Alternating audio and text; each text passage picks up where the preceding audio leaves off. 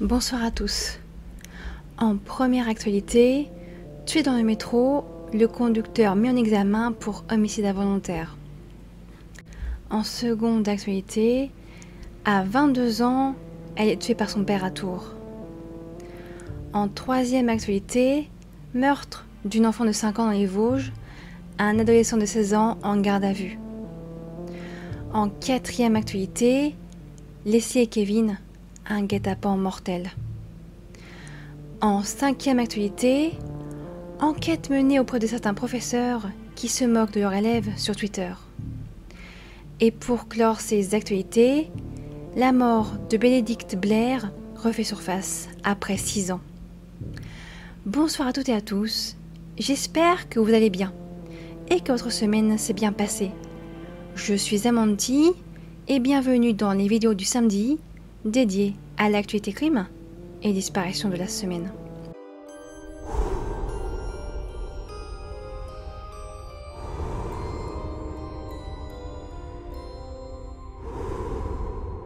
En première actualité, tué dans le métro, le conducteur mis en examen pour homicide involontaire.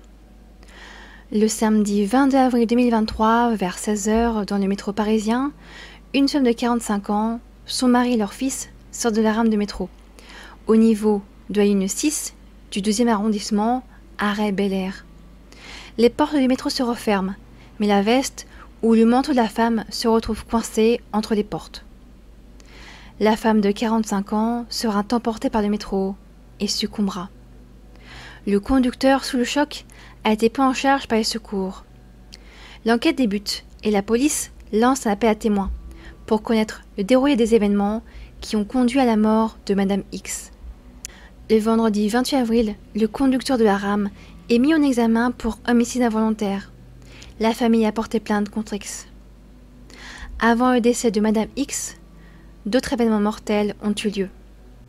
Le samedi 15 avril, une femme tombe sur les rails du RER B. Ne parvenant pas à remonter sur les quais, elle décède, percutée par le train. En 2017, ce ne sont pas moins de 280 personnes qui tombèrent sur les voies. Rappelons ici les mesures à prendre si par mégarde vous faisiez une chute. Certaines voies utilisent un voltage au niveau des rails, donc ne les touchez pas. 750 volts circulent à l'intérieur. Les lignes de RER sont quant à elles mises sous tension par des câbles en hauteur. Si vous tombez, sur les lignes 2 et 6 du métro parisien, des fosses sont installées et vous pouvez vous y réfugier. La RATP recommande également de se cacher le long du quai. Il y aurait aussi un moyen de couper la tension sur certaines lignes via une alarme au milieu des quais. Le mercredi 24 avril, il y eut aussi 2 nouvelles victimes. 2 sans-abri qui ont été percutés par une rame de métro, station Gaîté. Ils seraient descendus sur les voies. Une enquête est ouverte pour savoir pourquoi. L'enquête sur la mort de Madame X est encore ouverte. En seconde actualité, à 22 ans, elle est tuée par son père à Tours. Nous sommes rue Voltaire à Tours, au cours de la nuit du mardi 12 avril, aux alentours de 21h30. Une jeune femme de 22 ans succombe à plusieurs coups de couteau. C'est un voisin qui appellera la police. Il entend des cris en provenance de l'immeuble où il se trouve. Quand les policiers arrivent sur place, la femme de 22 ans crie toujours à l'aide. Ils verront un homme au-dessus d'elle qui parviendra à la poignarder près de 14 fois avant que l'homme ne soit stoppé. Stoppé trop tard, la jeune femme succombe à ses blessures. L'auteur des coups portés est identifié, c'est son père. Son père est rapidement interpellé, puis placé en garde à vue. Il sera par la suite interné en psychiatrie au lendemain des faits. Une enquête est ouverte pour comprendre, je cite, ce déferlement de violence. En troisième actualité, meurtre d'une enfant de 5 ans dans les Vosges, un adolescent de 16 ans en garde à vue. Le mardi 25 avril, une petite fille, Rose, 5 ans, disparaît en milieu d'après-midi vers 15h. Très vite, un appel à témoins est lancé et une enquête est menée. C'est vers 16h30 que le corps de l'enfant de 5 ans est retrouvé dans un sac, à Rambervillers, devant une maison, rue du Parmoulin. C'est un adolescent de 15-16 ans qui appelle les gendarmes. Rapidement, l'adolescent en question est interpellé, puis placé en garde à vue. L'adolescent souffrirait, selon les voisins, de troubles psychiatriques. L'adolescent était connu des services de police municipale et par les gendarmes. Je cite le maire Jean-Pierre Michel. Le jeune homme était connu de la police municipale et certainement de la gendarmerie pour des faits apparentés à des atteintes sexuelles. Il aurait attiré des jeunes enfants pour avoir des gestes sexuels déplacés. L'autopsie pratiquée sur Rose révèle qu'elle n'a pas subi d'agression sexuelle. Une marche blanche fut organisée pour rendre hommage à Rose le 29 avril. Environ 600 personnes ont accompagné les proches ce samedi. L'enquête se poursuit. En quatrième actualité, Leslie et Kevin a un guet-apens mortel. Nous en savons maintenant un peu plus sur les circonstances des disparitions et des morts de Leslie Horelbeck et de Kevin Trompat, ainsi que de leur chien Onyx. Leslie, Kevin et leur chien Onyx ont disparu au cours de la nuit du 25 novembre 2022 dans le petit village de Prek, au sud de Niort, où le couple avait passé la soirée et se rendait au domicile d'un ami qui vit à moins de 100 mètres du lieu où la soirée s'est déroulée. Leurs corps ont été retrouvés au cours du mois de mars et 4 hommes sont depuis en garde à vue. Le mobile de crime est un mélange de jalousie et de dette. Le soir du 25 novembre, Tom propose à Leslie de laisser sa maison au couple. Une fois certains qu'ils sont tous les deux seuls dans la maison, Tom, un flirt ancien à Leslie, met en marche le piège mortel. Tom, Nathan et Michael, 2 de ses complices, entrent dans la maison et frappent Kevin et Leslie avec un marteau. Je cite l'un des prévenus. Tom m'a demandé de l'aide pour assommer Leslie. J'ai donné 2 coups sur la tête de Leslie, elle est tombée direct. Tom a achevé Kevin alors qu'il était encore vivant, selon Nathan devant les enquêteurs. C'était un carnage, il y avait du sang partout, aurait-il dit. Onyx, lui, est enfermé dans la salle de bain. Ils placent ensuite Leslie et Kevin dans le coffre d'une voiture, celle du dernier complice. Ils roulent en direction du marais Poitevin à Coulon. Sur le trajet, ils entendent des bruits, des coups en provenance du coffre. Leslie est toujours en vie. Tom l'achève à coups de pelle.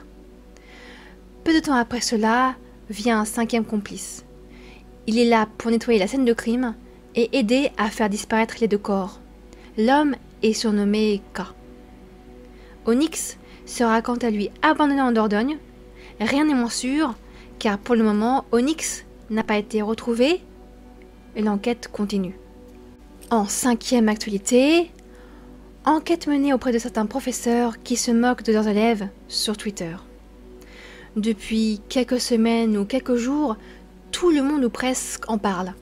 Des enseignants se moqueraient ouvertement sur Twitter et probablement sur d'autres médias de leurs élèves atteints de 10 ou de troubles cognitifs.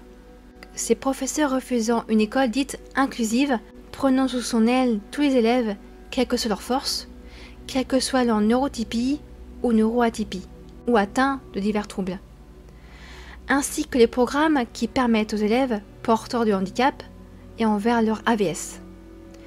Le groupe se nommant selon France Info les consternants.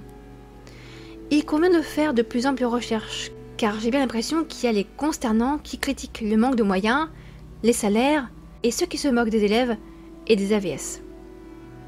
Sur Twitter, cela reste très flou, entre premier degré et second degré. J'ai survolé un peu pendant peut-être 1 heure, cliqué sur quelques pseudos pour en savoir plus. De ce que j'ai pu en apprendre en quelques clics sur internet, certains journaux ont déjà pointé du doigt ces mauvais comportements. En citant France Info qui parle de Slate, mais aussi du Nouvel Obs, pour ce dernier par contre, le lien est mort, complètement effacé. Un journaliste s'est aussi beaucoup penché sur le sujet, Julien Pouillet, qui s'est vu attaqué en diffamation, soit, je cite, une allégation ou imputation d'un fait qui porte atteinte à l'honneur et à la considération d'une personne. La diffamation peut être raciste, sexiste, homophobe et j'en passe. Peu importe que le fait soit en question vrai ou faux, mais il doit être suffisamment précis pour faire l'objet, sans difficulté, d'une vérification et d'un débat contradictoire. Il doit être possible de répondre par oui ou non à la question « Un tel a-t-il commis le fait ?» Il y a diffamation même si l'allégation est faite sous forme déguisée ou dubitative ou si elle est insinuée. Par exemple, si l'auteur emploie le conditionnel. La diffamation est également caractérisée si l'allégation vise une personne non expressément nommée mais identifiable, si on donne sa fonction par exemple. Si l'accusation n'est pas vérifiable, l'allégation relève de l'injure. Bien entendu, ce n'est qu'une minorité du milieu enseignant qui se comporte de cette façon. La grande majorité est respectueuse envers les élèves, les parents, les AVS. Le sujet est grave, reste à savoir ce que l'enquête va donner, et si certains médias nationaux décident de produire de longs métrages à ce sujet, ou des youtubeurs tels Hugo Décrypte, Simon Puech, Blast, Le Média pour tous, ou peut-être Aline Dessine, en espérant juste que cela ne leur créera pas d'ennui. Il faut, dans ce sujet vaste, démêler le vrai du faux. Et pour clore ces actualités, la mort de Bénédicte Belair refait surface après 6 ans. Retour sur une affaire datant de 6 ans. Nous sommes le mardi 4 avril 2017 dans un logement de pont Sainte-Maxence au nord de Paris. Un homme appelle les gendarmes. Il vient de découvrir le corps de sa femme allongé, inerte, dans le salon. La femme de 55 ans, Bénédicte Belair, est déclarée décédée. Son corps est recouvert de plusieurs blessures. Mais rapidement, après une enquête pour recherche des causes de la mort, le dossier est classé en un simple accident. Une chute bien malheureuse, Bénédicte était saoule, est tombée et meurt d'un traumatisme crânien. La famille est sous le choc de la nouvelle, choquée surtout par la rapidité avec laquelle le dossier de Bénédicte fut classé. Car après son mariage, tout n'est pas rose, loin de là. En 2012, son époux est condamné pour violence conjugale. Le contexte familial n'aurait pas été pris en compte pour la famille de Bénédicte. Peu de temps avant sa mort, on apprend également que Bénédicte aurait informé sa sœur Sylviane que les violences avaient reprise et que son époux l'empêchait de sortir de la maison, prenant sa voiture pour s'en assurer. Sa sœur Sylviane prévient les gendarmes qui se rendent sur place. Ils constatent des blessures, prennent le visage de Bénédicte en photo et partent. C'est tout. L'enquête sur la mort étrange de Bénédicte Belair s'est fait un peu vite. L'heure du décès est floue, l'emploi du temps du mari n'est pas vraiment étudié de près. Il était soi-disant au travail au moment où sa femme trouvait la mort. Point. Sa sœur Sylviane Grévin porte plainte pour homicide, se constitue partie civile à la fin de l'année 2017. En janvier 2018, l'enquête reprend. Mais l'enquête rame, stagne, elle n'avance pas du tout. Certains scellés seront même détruits en 2018. Après enquête, il s'avère qu'un des gendarmes en charge du dossier de Bénédicte a été condamné pour des faits de violence conjugale. L'homme a été radié en juin 2022 pour malversation grave.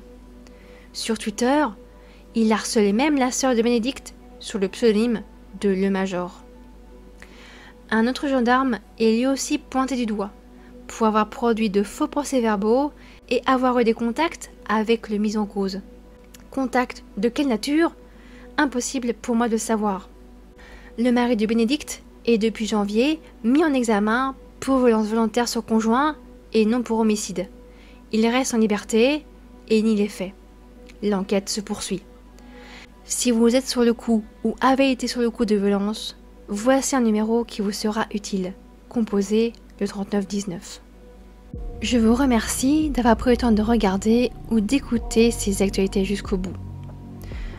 N'hésitez pas à partager vos avis et ressentis en commentaire. Je vous donne rendez-vous mercredi soir pour une nouvelle histoire. Passez un très bon week-end, prenez soin de vous et de vos proches, et d'ici là, n'oubliez pas. And it haunts me somewhere much deeper. Anxiety, filling up every space, no privacy. And silently, it could build and build until you finally see, whoa, it's taking over, damn, no closure, moving closer. No exposure, I just wanna be a loner. Some can't stay sober, looking over all their shoulders, like moving boulders just to get out of the home. It sucks, I've had enough, I don't wanna feel the stuck under the rug, all my problems that I shove. I got nightmares in my head, I fear that the thoughts build up until I can't hear, that my mind fills up into a creature, and it haunts me somewhere much deeper. I got nightmares in my head, I fear that the thoughts build up until I can't hear, that my mind fills up into a creature, and it haunts me somewhere much deeper.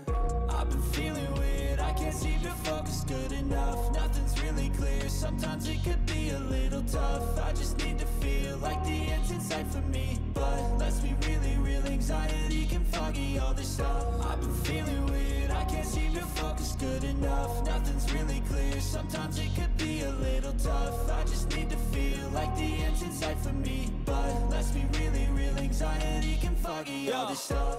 It sucks when you finally feel like giving up. Oh God, no luck, everything feels like you're sticky stuck. I'm lost, handcuffed to the bed where I sleep, don't give a fuck. Can't stop, unplug, feeling overwhelmed, I think I've had enough. Gotta find a way to get some energy, gotta find someone who's a good friend of me. I need purpose to make it all worth it, I'm still searching and I'm still learning. I want a life that's filled with memories, not a life with regret in front of me. I need focus to keep me from hopeless psychosis if I keep moping.